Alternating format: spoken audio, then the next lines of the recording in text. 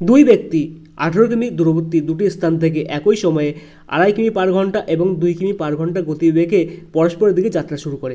কত সময় পর তারা 100-কে মিলিত হবে? যখন পরস্পরের দিকে থাকবে তখন পরস্পরের গতিবেগটা যোগ করতে হবে, আর যখন একই দিকে থাকবে, একই দিকে যাবে, তখন সবসময় মাইনাস করতে হয়। তো এখানে দেখেছে পরস্পরের বিপরীত দিকে বা বলেছে তখন যোগ করতে হবে। তা 2.5 + 2 = হচ্ছে 4.5। সূত্র হচ্ছে, তার সময় বের করার সূত্র হচ্ছে ডিস্টেন্স বা দূরত্ব বাই স্পিড। ডিস্টেন্স কত আছে? 18 কিমি।